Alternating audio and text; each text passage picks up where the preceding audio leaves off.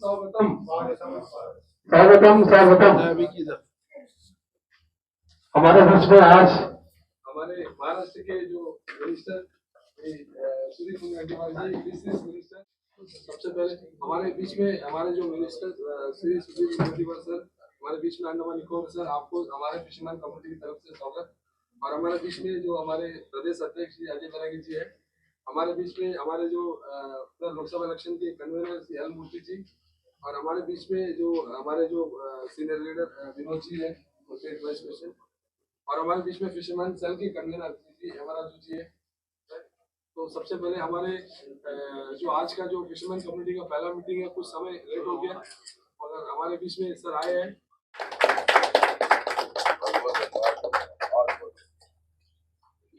Bouquet के लिए योगेश जी के निवेदन कर।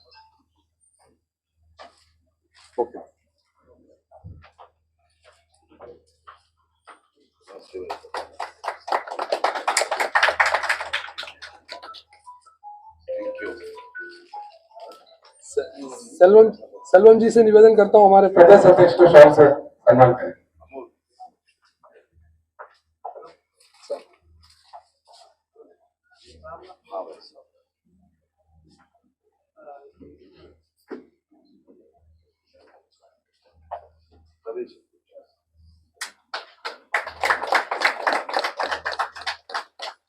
नेताजी से मैं निवेदन करता हूँ कि हमारे जो इलेक्शन के कन्वीनर है हमारे मूर्ति जी, उनको सॉल से सम्मान करें।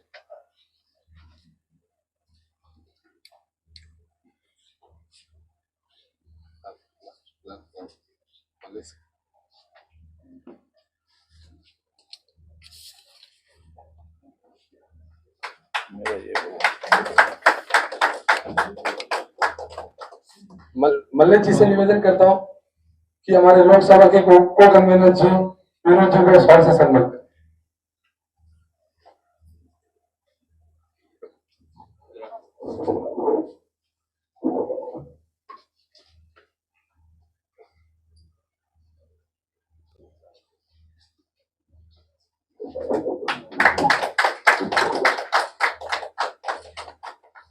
बालाजी हमारे इस प्रोग्राम के हमारे सहयोगी है आज का, उनसे निवेदन करता हूँ कि हमारे फिशरमैन फेडरेशन की जनरल सेक्रेटरी को सॉल से।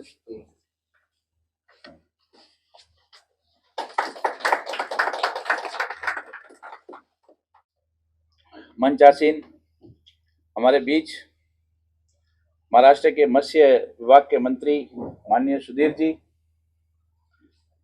दीपो के प्रिय, हम सबके प्रिय प्रदेश अध्यक्ष माननीय अजय बैरागी जी, नेशनल काउंसिल मेंबर और लोकसभा चुनाव के दीपो के कन्वीनर माननीय मूर्ति जी, फिशरमैन समुदाय के जाने माने नेता भाई हेमराजू जी। आज इस फिशरमैन इंटरेक्शन सभा जो डिलीशिया होटल में हो रहा है, इसमें मैं आप सबका पूरे भारतीय जनता पार्टी परिवार की ओर से स्वागत करता हूं। साथ ही साथ फिशरमैन कम्युनिटी के जो भाई हमारे यहाँ आए हुए हैं और पार्टी के जो पदाधिकारी और सीनियर वर्कर्स आए, उनका भी मैं स्वागत करता हूं। क्षमा चाहता हूं कि कुछ समय में विलंब हुआ, सर का फ्लाइट डिले हुआ, तो उस विलंब को मैं और आगे बढ़ाना नहीं चाहता हूं। मैं एक बार पुनः महेश्वर जी का धन्यवाद दूंगा कि मुझे ये अवसर मिला कि मैं माननीय मंत्री जी का स्वागत और यहाँ उपस्थिति का स्वागत कर सकूं। इसके लिए पुनः एक बार आप सबका धन्यवाद। सबको सादर नमस्कार। आज हम सबके बीच में, हम सबके द्वीप समूह में महाराष्ट्र से आदरणीय सुधीर जी, जो महाराष्ट्र गवर्नमेंट के फिशरीज मिनिस्टर हमारा बीच में पधारे हैं, मैं हम सभी की ओर से उनको यहाँ पर तहे दिल से स्वागत करते हैं और अभिनंदन करते हैं।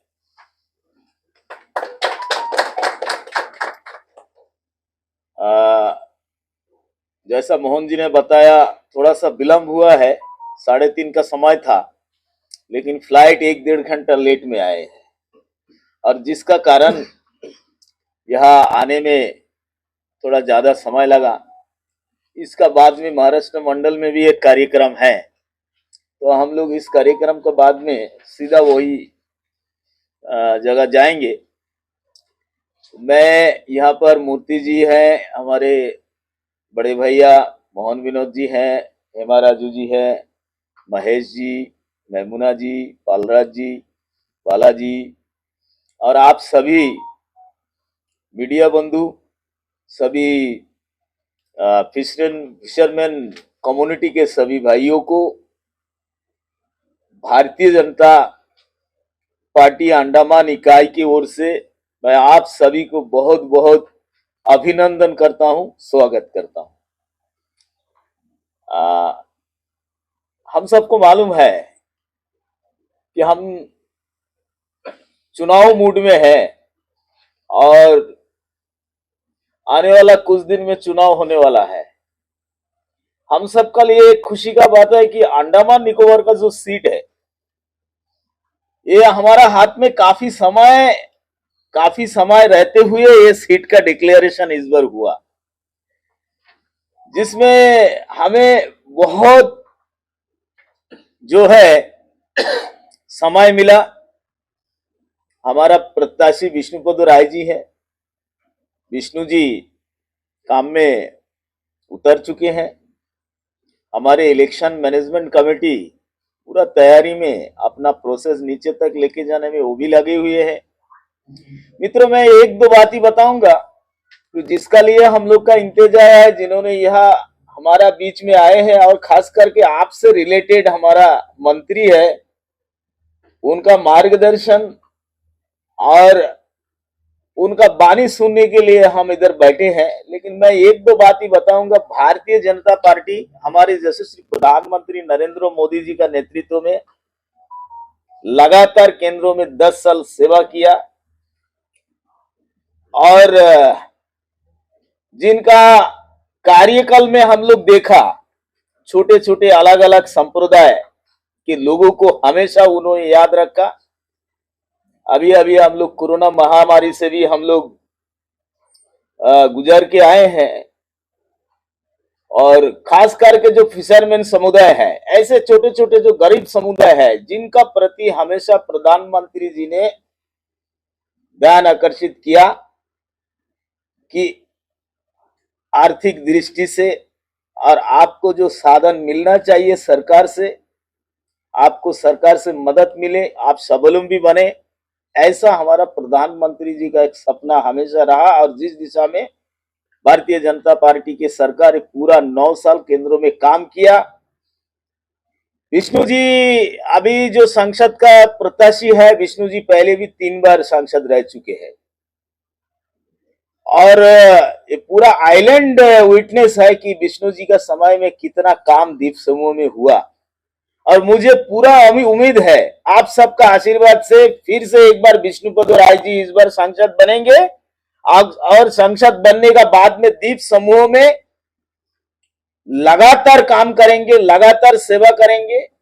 और खास करके आज जो मीटिंग में हम लोग बैठा है, जो हमारा फिशरमैन, हम लोग भी चाहते हैं फिशरमैन का छोटा छोटा समस्या अभी हमारा जुदा कुछ बिंदु सामने रखा है। ऐसा फिशरमैन का जो समस्या है, जो बेसिक प्रॉब्लम है, उसको असेसमेंट करके, उसको आइडेंटिफाई करके हम लोग हाईलाइट करेंगे और उसका कैसा समाधान हो, ऐसा चेष्टा हमारा तरफ से, हमारा संसद का तरफ से, हमारा पार्टी का तरफ से हमेशा रहा, आगे भी रहेंगे।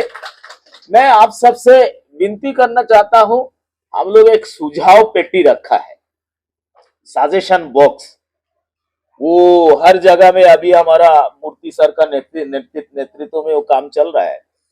आप लोग भी एक सुझाव लिख के मूर्ति जी को, पार्टी को दे, आप बॉक्स में डाल सकते हैं कि आपका तरफ से सजेशन क्या है। चुनाव जीतने का बाद में हमारा सांसद को क्या काम करना चाहिए, पार्टी को क्या काम करना चाहिए, ऐसा सजेशन आपका तरफ से भी आए, ऐसा मैं आप सबसे विनती करता हूं। और आशा करता हूं आप सबका सहयोग से हम लोग इस बार का सांसद जरूर जीतेंगे। आप लोग सहयोग करिए, सपोर्ट करिए। आपके सभी संप्रदाय के जो लोग द्वीपों में फैला हुआ है, उन सब से भी आग्रह करके इस बार भारतीय जनता पार्टी का उम्मीदवार को आप लोग जिताएंगे। इतना ही आपसे आग्रह है। जय हिंद, भारत माता की जय। सभी को नमस्कार। हमारा मुख्य अतिथि मंत्री जी को प्रणाम करता हूँ और हमारा जो पार्टी अध्यक्ष अजय भाई जी को प्रणाम करता हूँ। हमारे जो लोकसभा जो कन्वीनर मोती साहब को प्रणाम करता हूँ। हमारे विनोद भाई को प्रणाम करता हूँ। जितना भी हमारा पार्टी है, हमारा वर्कर्स है और हमारा जो फिशरमैन कम्युनिटी भाई लोग है, सभी को मैं तहे दिल से प्रणाम करता हूँ। हमारा बीचों में मंत्री जी आने के लिए मैं गर्व करता हूँ। क्यों बोलते हैं, कभी कभी हम लोग का कम्युनिटी का जो भी मंत्री आता है, हम लोग गर्व लगता है कि हमारा कम्युनिटी के आदमी हम लोग से मिलने आए। सर, अंडमान का कुछ चरित्र है सर, हम बचपन से कुछ सुना है। हमारा जो बुजुर्ग, हमारा 4 पीढ़ी हो गया, आज तक हमारा फिशरमैन को यहाँ में ओबीसी नहीं है। सारा स्टेट में हमारा फिशरमैन को ओबीसी से अभी एसटी में जाने वाला है। आज तक हम लोग इधर एडमिनिस्ट्रेशन यहाँ में कुछ 340 आदमी कुछ रोका गया था। वो तब 15-20 साल संघर्ष किया था ये जो ओबीसी के लिए, आज तक नहीं हुआ था। हमारा महेश जी एनएफडी मेंबर होने के बाद में इन्हीं से केंद्र तक हम लोग मैसेज पहुंचाया था। 10 साल हमारा सरकार है, उधर में क्या करस्पॉन्ड था हम लोग मालूम नहीं। हम लोग आज तक तो दिल्ली पहुंचा नहीं है। पहले बात क्या होता मालूम नहीं। हम लोग को दुख का बात सर बोलना पड़ता है। हम लोग इतना तकलीफ इधर में हमारा को रहने के घर नहीं है। सभी तो हम लोग कम से 70-80% हम लोग किराए घर में रहता है। इधर फिशरमैन सेटलमेंट रोक के रखा है, 89 से सेटलमेंट रोक के रखा है। हमारा इधर का फिशरमैन को सर बीपीएल कैटेगरी में भी नहीं है, सब हम लोग एपीएल कैटेगरी में है। सारा स्टेट में फिशरमैन बोलने से पहले इसको प्रेफरेंस मिलता है कि बीपीएल में। हम लोग इधर कुछ ही नहीं है सर। हमारा जो गवर्नमेंट जो अटल बिहारी वाजपेयी का टाइम में जो सरकारी आया था, वो टाइम में हमारा जो विष्णु जी, वो टाइम में जंगली घाट को जो जेट्टी बनाया था, हमारा स्कूटी में लेके जाके हम दिखाया था। वो टाइम हमारा आदमी मेरे को अगेंस्ट हुआ था, इधर में जेट्टी बनेगा तो दूसरा आदमी चले चलेगा। आज जेट्टी बना, कई लाखों रुपए उधर में बिजनेस चल रहा है, डेवलप हुआ। अगर हमारा बीजेपी पार्टी का देन है। इसका बाद में जो कांग्रेस आया तो 10 साल था, कोई काम नहीं हुआ था। फिर मैं जी बताया था 5 साल हम लोग को जो एमपीए मिला था अंडमान के लिए, कोई डेवलपमेंट काम नहीं होता। हम लोग इसलिए था, अभी हमारा जो माननीय हमारा जो विष्णु जी वो अच्छा लीडर है, पब्लिक के बीच में रहने वाला लीडर, पब्लिक के बीच में काम करने वाला लीडर है, उसको हम लोग चाहता है। हम एक ही गुजारिश करते हैं हमारा पार्टी वर्कर से, सभी से। हमारा अभी कुछ दिनों से जैसे हमको पार्टी टिकट हमारा जो विष्णु जी को मिला था, हम लोग का अंदर में 2 गुट हो गया था। उसमें हम लोग बहुत दुख लगता है सर कि हम आगे काम करने के लिए, क्योंकि हम लोग फील होता है। हम एक बात बोलना सर, हम एक बीजेपी पार्टी में खड़ा बोलने से हमको गर्व लगता है। हमारा पार्टी के लिए एक देश के लिए काम करने की पार्टी है। ऐसा अंडमान में वो स्थिति नहीं है सर, थोड़ा डिफरेंट है, वो नहीं होना चाहिए। हम लोग बहुत दुख लगता है सर। इसका बाद में सर जो सेटलमेंट है 89 में रुका है सर, आज तक उसके लिए सर हम कम से कम 20 साल से हम करस्पॉन्ड करते हैं। मेरा लेटर तो भर गया सर, कोई करस्पॉन्ड नहीं होता सर, काम नहीं होता इम्प्लीमेंट। अभी जो लेटेस्ट जो 6 महीने होता है सर, अभी हम लोग 1 साल होता है, चीफ सेक्रेटरी साहब आया था, मीटिंग तो होता है सर, कोई इम्प्लीमेंट नहीं होता, कोई पूछने वाला नहीं है। हम लोग का बारे में कम से कम आगे ना, कभी कभी ऐसा दुख लगता है सर, अंडमान में ना इतना पॉपुलेशन, हम लोग कम से कम 40,000 पॉपुलेशन है सर फिशरमैन पॉपुलेशन। इतना पॉपुलेशन रहने के बाद में भी हम लोग काम नहीं होता सर। हम लोग कितना सर संघर्ष करेंगे, महेश जी एक है, हम एक है, हम लोग ऑफिशियली संघर्ष करते हैं। बाकी फिशरमैन हम लोग साथ में है, उन लोग क्या कर अपना रोजी रोटी के लिए काम में जाना पड़ता है, उनका अपना काम देखना पड़ता है सर। इसलिए अभी जो सिलेक्शन जो निर्णय लिया था केंद्र सरकार, हम लोग उसके लिए तो सहमत है सर। जो भी हमारा जो कैंडिडेट है विष्णु जी, उसके लिए हम लोग काम करेंगे दिल खोल के। हमारा जो जितना फिशरमैन आया था, सभी अपना अपना एरिया का ना, सभी तो एक पहचान आदमी लोग आया था, कुछ आदमी किसी में गया था, इसलिए तो ज्यादा भीड़ भाड़ नहीं हुआ था। हम क्षमा चाहता हूँ सर।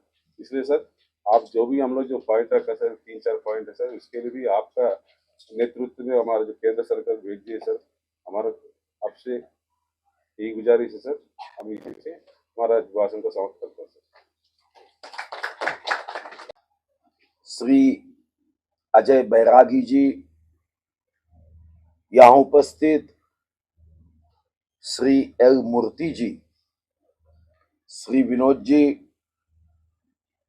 जिन्होंने हमारे मछुआरे भाइयों के प्रश्नों को हमारे सामने प्रस्तुत किया, ऐसे एम राजू जी जिन्होंने मेरा सत्कार किया, ऐसे श्री पापाराव जी और यहाँ उपस्थित मेरे सभी देशभक्त भाइयों और बहनों, आज यहाँ आते हुए मुझे भी बहुत खुशी हो रही है। वैसे तो अंडमान निकोबार में मैं पहली बार आया हूं, मगर अंडमान निकोबार से महाराष्ट्र के हमारे स्वातंत्र सेनानी स्वातंत्र वीर सावरकर जी का जो ऐतिहासिक रिश्ता है, यहां आने के बाद मुझे निश्चित रूप से बड़े पावन मन से आनंद हो रहा है कि मैं ऐसे भूमि पे आया हूं जो स्वतंत्र वीर सावरकर के नाम से, जहां एयरपोर्ट का नाम विस्तार हुआ है। मैं महाराष्ट्र से आता हूं, महाराष्ट्र का फिशिंग डिपार्टमेंट मेरे पास है, तो मेरे ही विभाग से संबंधित भाइयों के दर्शन लेते हुए मुझे खुशी हो रही है। सर्वप्रथम मैं भगवान के चरणों में प्रार्थना करूंगा, ईश्वर से प्रार्थना करूंगा कि भगवान आप सभी की इच्छाओं को पूरा करे, आपकी मनोकामना पूरी करे और आपके जीवन में हमेशा सफलता दे, ये ईश्वर के चरणों में प्रार्थना करूंगा। सही तो पूरे ब्रह्मांड में जितने भी ग्रह होंगे उसमें सिर्फ एक ही ग्रह है जिस ग्रह के हम निवासी है कि जहां पे जीव सृष्टि है। ऐसे तो ब्रह्मांड में कई ग्रह है, ऐसे ग्रह है कि 13 लाख पृथ्वियों को समा सकेंगे, मगर वहां पे जीवन नहीं है, सजीव सृष्टि नहीं है। हमारे जीवन में फैमिली के एफ के लिए 3 एफ महत्वपूर्ण होते हैं। एक फिशिंग का एफ, दूसरा फार्मर का एफ और तीसरा फॉरेस्ट का एफ। हमारे जीवन जीने में ये तीनों एफ का बहुत महत्वपूर्ण योगदान रहा है और इसीलिए शायद आपको इस बात की जानकारी तो होगी ही, स्वाधीनता के बाद इस देश में मछुआरों की समस्याओं को सरकारों ने हाथ नहीं लगाया था। 1947 के बाद 2014 तक देश के बजट से इस विषय को लेकर सिर्फ और सिर्फ 3000 करोड़ का आवंटन बजट से किया गया इतने सालों में। यानी साल में हम अगर तय कर रहे तो 50 करोड़ भी केंद्र सरकार के माध्यम से इस विषय को आवंटन नहीं किया जाता था, आउटले नहीं रखा जाता था। माननीय मोदी जी आए। मोदी जी की विशेषता क्या है? मैं भारतीय जनता पार्टी का हूं इसलिए नहीं कहता हूं, मगर मोदी जी की यही विशेषता है, एम फॉर मदर, अपने बच्चों का कभी नुकसान नहीं होने देती। वैसे एम फॉर मोदी इस मदर इंडिया के जनता का कभी नुकसान नहीं होने देते। और इसीलिए आपको आश्चर्य होगा कि ब्लू रिवॉल्यूशन, नील क्रांति, और पहली बार सरकार ने, केंद्र सरकार ने एक विभाग का निर्माण किया और उस विभाग के मंत्री अभी परषोत्तम रुपाला जी है। बड़े सक्रियता के साथ देश के मछुआरे भाइयों के समस्याओं को सुलझाने के लिए वो काम करते हैं और इन 3 सालों में 36,000 करोड़ रुपए ये केंद्र सरकार ने मछुआरे भाइयों के लिए आवंटित किए, खर्च किए हैं। केसीसी का निर्णय किया। केसीसी के निर्णयों में ये बात सही है। मैं जब आपके आंकड़े देख रहा था तो यहां तो मछुआरे परिवारों की संख्या करीब करीब 5,944, आबादी 26,521, ये पुराने आंकड़े हो सकते हैं। अभी आपने 40,000 मछुआरों की संख्या मुझे बताई है, मगर केसीसी के माध्यम से माननीय मोदी जी ने देश के मछुआरों को, उनकी संस्थाओं को 7% इंटरेस्ट अगर वो सही ढंग से पैसे वापस करता है तो 3% की छूट यानी 4% से कम ब्याज दर पे उन्हें ऋण देने की व्यवस्था केसीसी में की गई है। यहां पर भी केंद्र सरकार की कुछ योजनाओं से निधि भी दिया गया है, क्योंकि केंद्र सरकार ने अब इस दिशा में बड़े ठोस कदम उठाने का निर्णय किया है कि अगर हमें $5 ट्रिलियन इकोनॉमी तक पहुंचना है तो फिशिंग डिपार्टमेंट इसमें कारगर साबित हो सकता है, बड़ा योगदान मिल सकता है। जैसे मैं पहली बार फिशिंग मिनिस्टर हुआ तो वैसे तो मैं शाकाहारी हूं, तो मैंने सीएम को कहा भैया मुझे ये डिपार्टमेंट क्यों दे रहे हो भैया, मैं तो शाकाहारी हूं। बाद में हमारे एक दोस्त ने कहा भैया मत्स्य अवतार तो भगवान विष्णु ने भी लिया था, तो आप तो सेवा करो इस विभाग की। और हमने भी तय किया कि दिल से इस विभाग को आगे बढ़ाना। और जब मैं आंकड़े देख रहा था निश्चित रूप से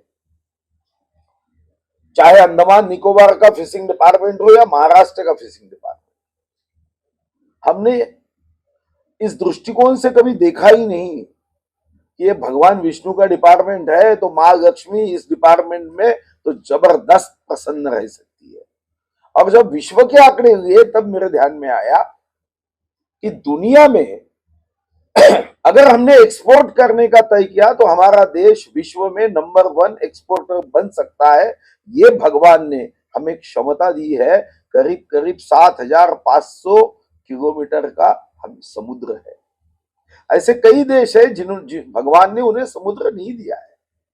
हमारे देश में भी हम उन किस्मत वालों राज्यों में से या यूनियन टेरिटरी में से है जिनको हमें समुद्र दिया है।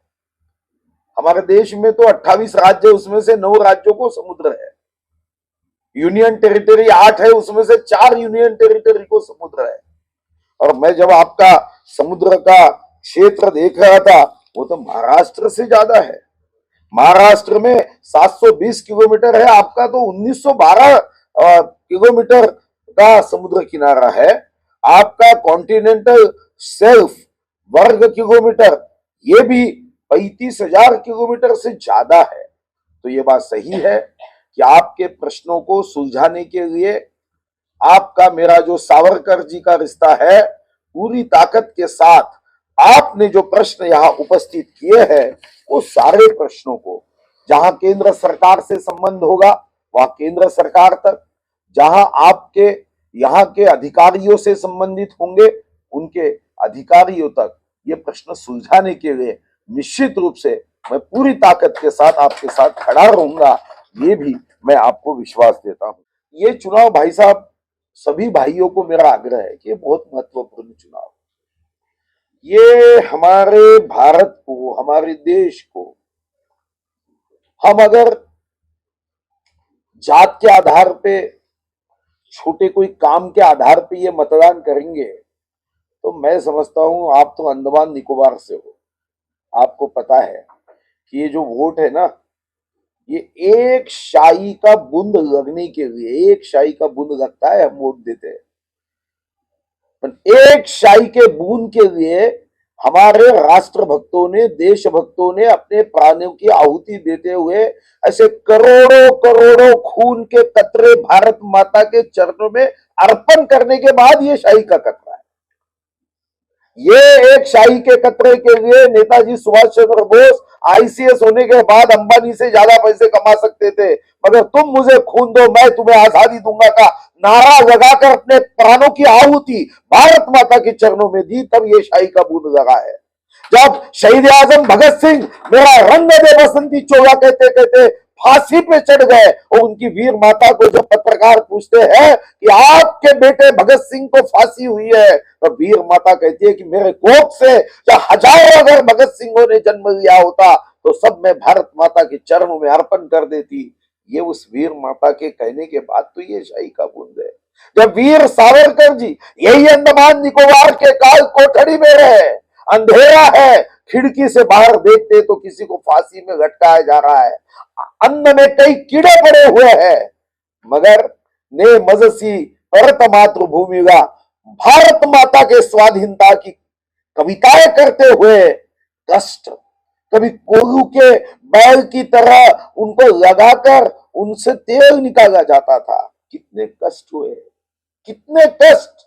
हमने सोचा तो 2 टन के एयर कंडीशन के रूम में भी पसीना आएगा, इतने कष्ट सहने के बाद ये शाही का मुंड लगा, तब जाके वोट करते हैं। ये वोट देश के लिए करते हैं, ये वोट राष्ट्र के प्रगति के लिए करते हैं, ये वोट इस देश के हर गरीबों के सम्मान के लिए करते हैं। और ये ऐसे मोदी जी है जो आने के बाद अकेला तो मोदी जी है, अभी तक लाल दिए के गाड़ी के लिए क्या मरते थे लोग कि मेरे गाड़ी पे लाल दिया रहे, अकेले मोदी जी है। उन्होंने कहा नहीं, मंत्री हो या संतरी हो, लाल दिया नहीं रहेगा, क्योंकि मोदी जी ने कहा कि मैं लाल दिए पे प्रेम नहीं करता हूं, लाल खून के इंसान पे प्रेम करता हूं, उसके लिए मेरा क्षण और क्षण उस विकास और प्रगति के रहेंगे। इस चुनाव में विष्णु जी को मदद करेंगे तो मैं विश्वास से कह सकता हूं जो प्रश्न हमारे यहाँ पर उपस्थित किए हैं वो प्रश्नों को सुलझाने के लिए हम पूरी ताकत के साथ आपके साथ खड़े रहेंगे। बहुत बहुत शुभकामनाएं। कई काम सरकार ने किए हैं, आगे भी करना चाहती है। मैं सब यादी पढ़ के नहीं रखूंगा, पर मैं देख रहा था कि स्वाधीनता के बाद इस 10 साल में जो काम अंडमान निकोबार में हमारे सरकार ने किए हैं, वो चाहे किसानों को 6,000 रुपए अनुदान देने की बात हो, वैक्सीन की बात हो, या 80 करोड़ मुफ्त अनाज में भी यहाँ पे बहुत लोगों को दिया गया है। जनधन योजना में मदद की है। यहाँ पे कई योजनाओं में अंडमान निकोबार में सरकार ने मदद की है। जो मदद 1947 के बाद सबसे ज्यादा मदद ये मोदी सरकार की है, इसको आगे बढ़ाए, आशीर्वाद दे, शुभकामनाएं दे, सदिच्छाएं दे और हमारे सभी मछुआरे भाइयों के प्रश्नों को सुलझाने के लिए एक उचित उम्मीदवार के साथ मोदी जी को हम पीछे रहकर, मोदी जी आगे बढ़ो, हम तुम्हारे साथ है, ये जय घोष अंडमान निकोबार से हो, पोर्ट ब्लेयर से हो, यही मेरी अपेक्षा है। मैं पहली बार आपको मिल रहा हूं, मगर ये विश्वास देता हूं कि आपके प्रश्नों को सुलझाने के लिए मैं पूरी ताकत के साथ काम करूंगा। आपसे मेरा कोई संबंध रहे ना रहे, मगर एक संबंध निश्चित है, वो सावरकर जी का है। तो जिस सावरकर जी ने अंडमान निकोबार में क्रांति के बीज बोए हैं, उस अंडमान निकोबार के मछुआरे भाइयों को पूरी ताकत से मदद करना, ये भी मैं अपने जीवन में कर्तव्य समझकर मदद करूंगा। बहुत बहुत धन्यवाद। आज हम लोग बीच में आदरणीय सुधीर जी महाराष्ट्र फाइनेंस, पहले बोलता था 3F करके, तो सुधीर जी का भी 3F है, फॉरेस्ट है, फाइनेंस है और फिशरीज भी है, वो भी सभी इसको है। सर आपका स्पीच आप तो हार्डली हाफ एन आवर तक किया था, जबरदस्त स्पीच है, हम लोग सब जोश मिल रहा है, जबरदस्त स्पीच है। हम लोग बोलता है शॉर्ट एंड स्वीट बोलता है, तो जबरदस्त स्पीच दिया था। जरूर आपका बात सुन के हम लोग भी आने वाले इलेक्शन में यहाँ का कैंडिडेट विष्णु पत्रा की जीतेगा। मोदी जी का जरूर ये इसका टारगेट था 400 पार करके, इसमें अंडमान से एक 400 में जरूर हम लोग विष्णु जी भी रहेगा, इसका हम उम्मीद करते हैं, आपको देता है। अब अच्छा, और बार बार आइए सर, हम लोग फिशरीज कमेटी, आपको भी मालूम है फिशरीज का मिनिस्टर ऑफ फिशरी स्टेट हम लोग एल मुरुगन जी तो है, यहाँ का लोकसभा क्या है जी, मुरुगन जी क्लस्टर तमिलनाडु से, यही यहाँ क्लस्टर इंचार्ज था। वो आने के बाद में बहुत सुविधा मिला है, पूरा नहीं मिला फिर भी हम इम्प्रूवमेंट इज देयर। ज्यादा आइस प्लांट खोला है, कुछ फिश लैंडिंग सेंटर खोला है। मैं बताता हूँ क्या है, उसमें गवर्नमेंट ऑफ इंडिया का कुछ कंट्रीब्यूशन होता है और स्टेट या यूटी का होता है, तो आपके यूटी वाले पैसे नहीं देते होंगे सर। हम लोग वही प्रॉब्लम है सर हम लोग लोकल एडमिनिस्ट्रेशन इलेक्टेड रिप्रेजेंटेटिव नहीं है सर, खाली एमपी साहब है, बाकी एडमिनिस्ट्रेशन कर रहा है वो एलजी साहब का पास में है, चीफ सेक्रेटरी का राज चल रहा है, उसका भी थोड़ा ध्यान रखने से अच्छा है। हम लोग का कॉन्स्टिट्यूशनल पावर मांगता है सर थोड़ा, ये भी आपको फिशरी डिपार्टमेंट नहीं है, ये सब कॉन्स्टिट्यूशनल पावर हम लोग मिलने से आधा काम इधर ही से हो जाएगा, आपको दिल्ली तक जाने का जरूरत नहीं है सर। बहुत बहुत धन्यवाद सर, फिर और एक मिलेगा। हम बोलता फिर एक बार, अक्की बार, थैंक यू, धन्यवाद।